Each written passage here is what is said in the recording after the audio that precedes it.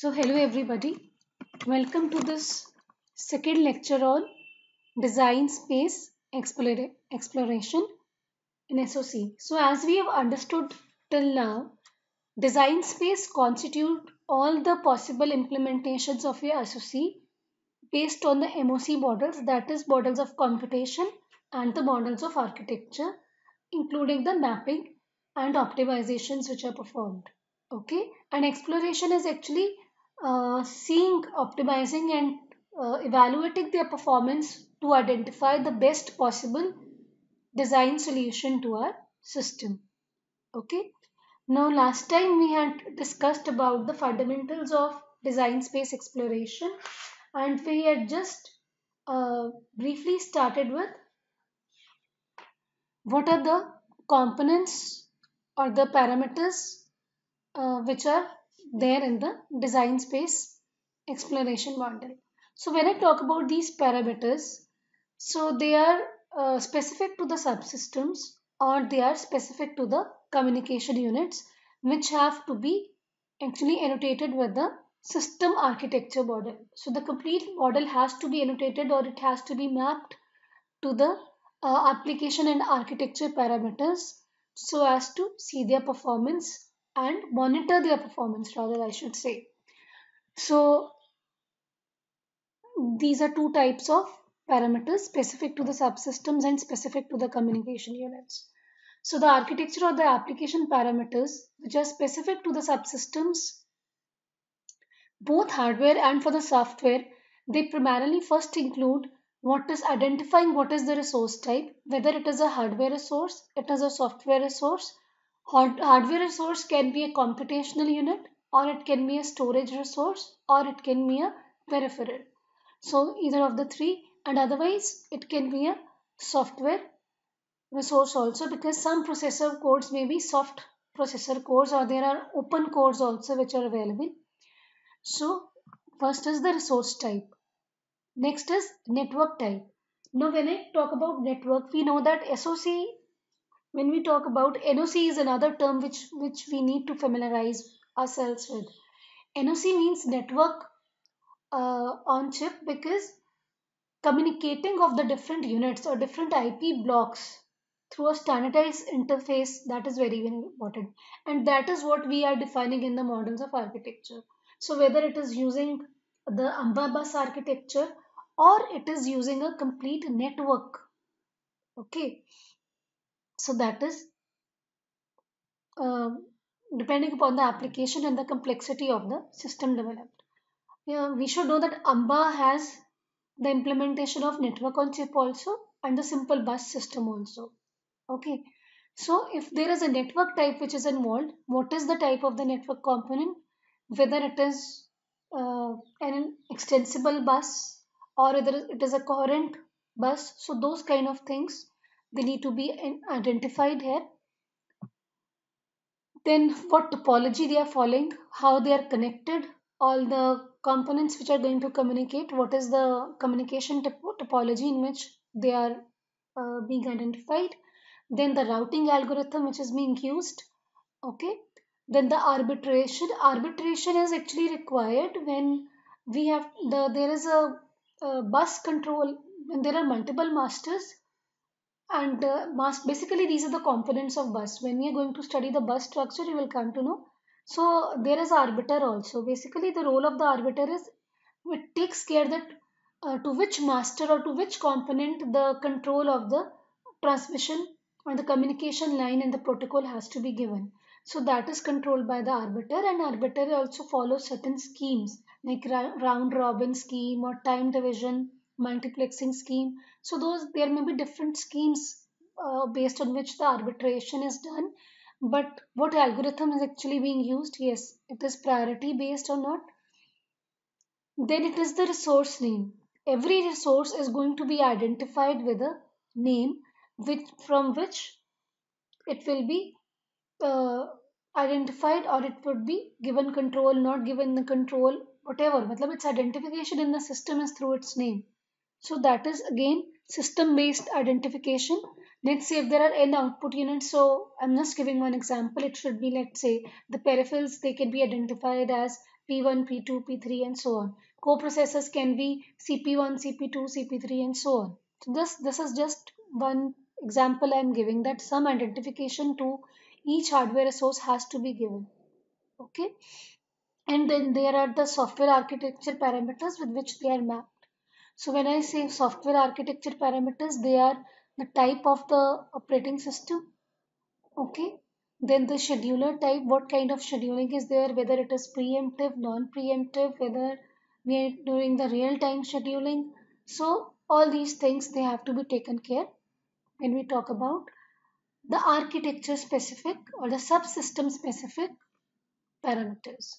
Then we come to the parameters which are specific to the communication units. So when we talk about the communication between the different IP blocks, so it identifies first the resource type with respect to what is the buffering resource being used, because when two units are communicating, we need, and we are talking about network on chip type communication, we are talking about routing, preemption. So buffering mechanism has to be there. So what are the storage resources, whether they are temporary in nature, permanent in nature, what is their capacity, all these things, they have to be determined. And the other is the communication protocol. Communication protocol is normally for the intra communication, that is between the different units, that how are they going to communicate with each other, what standards or what interfaces, what speed they are going to use, what form of data exchange they are going to use. So that is what has to be decided by the communication protocol. The next parameter is the access type. When I say the access type, it identifies whether the access to the memory that is given directly or it is routed through the memory management unit and it needs a DMA acknowledgement, or it doesn't require a DMA acknowledgement. So these kind of things, they have to be again identified when communication is taking place. Okay, so the architecture here, it is used for identifying the mechanisms of the memory access. Then we have the resource name. Again, resource name, just like in the architecture application parameters specific to the subsystems, here also there has to be a resource name by which they need to be identified, and again they have to be recognized by the software, so that if there is a software control which is controlling the hardware units, that can be done. Okay, and it is identifying the intended unit only, and we are referring or trying communicating between the right units. So resource name has to be there. So these are the parameters. So now coming to what is the complexity involved in exploration. So we have understood design space, we have understood the significance of design space exploration, but now let's see what are the challenges in the design space exploration. So first thing is exploration cost and the strategies. Now we know that we are having different models of computation which represent the functionality, and models of architecture which represent the platform, which will be primarily governing the communication between the different blocks or the different subsystems. But now we have to explore. This is what design space exploration is. We have to explore which is the right MOC and right MOA, and how can they be mapped and they can be optimized so that we are attaining our set of objectives. Okay, so on the one side I have the design space. So my different design parameters must be there. It can be a multi-core kind of thing where I need to have my parameters, maybe let's say n processors, memory units, and so on. And I have the performance measures as speed has to be maintained, latency is there, bandwidth is there. So there has to be a proper mapping between the design uh, objectives which are there using the set model we have chosen, okay, for implementing our design. But For implementing and actually evaluating, lot of time is required, effort is required, identifying the right or the correct models and then optimizing them. That is also a skill set. So that requires skilled workers. So that is also involving a lot of cost. So this exploration actually comes at a huge cost, as a strategy has to be there so that we are able to identify the right design implementation scheme for our system. So it is an iterative process, it goes on, but we cannot spend time endlessly on the same thing. Okay, so that is the first challenge, because number of possibilities are there. So exploring them, it can cost in time, design effort, as well as money.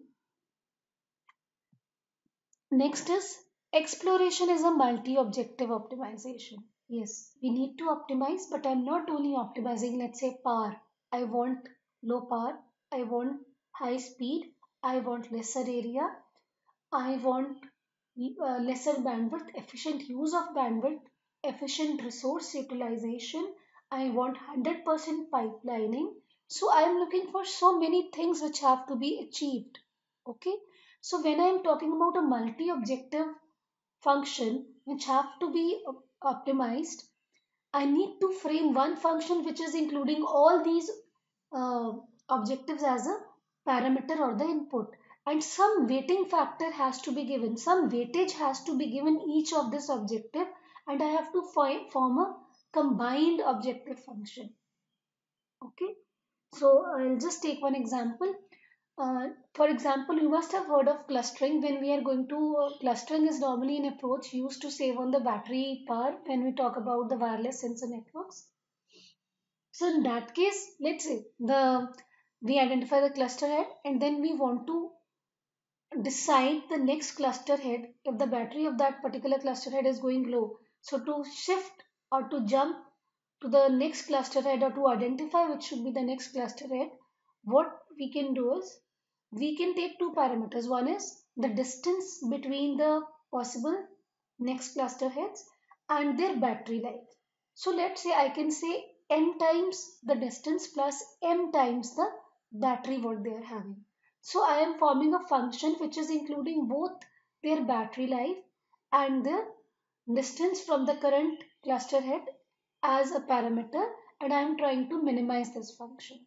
So that is how the multi-objective optimization can be achieved, and it becomes very difficult under the given constraints to identify these design solutions or implementation options with all these objectives satisfied. And the last challenge is the complexity and the size of the design space. We are all talking about these design space exploration and SOC because we are already moved into an era of complexity. We are already using ASM. We are already at the level of technology, which in itself brings a lot of challenges with us. So at every stage, we are having a lot of verifications and testings and issues to be handled, and we need to ensure that still the correct and the reliable operation of the chip or the function is being performed once the product is ready. But that requires uh, an exhaustive search, I should say, but exhaustive search is going to cost us too much. So we have to follow the maximize our search. Okay, we have to maximize our search space while saving on cost, design effort, and time. So this is the same problem, similar problem, just like in VLSI testing also. So if I have to test a network, a circuit, let's say. So if my circuit is having 10 logic gates, now there is stuck at 0, stuck at 1 models which are there. So normally they can work on an exhaustive functional model where we can test each and every node. But that is possible only if we have the small number of components. But if I go for a large or a bigger set, or let's say millions of transistors, exhaustive search is not possible, but each component has to be tested individually for its reliability and its performance. So that becomes a challenge. So similar challenge is being faced here. The complexity has increased, that is widened our design space, but our time is also constrained. Okay. So exhaustive search to find the optimal solution is not possible. So that may sometimes uh, land the designer team into finding or settling down on the suboptimal solutions. So these are the challenges which we face or the industry is facing in the design space exploration. So I think that is all with design space exploration. Next, we are going to start with the communication networks which are used in the SOC systems. Thank you so much.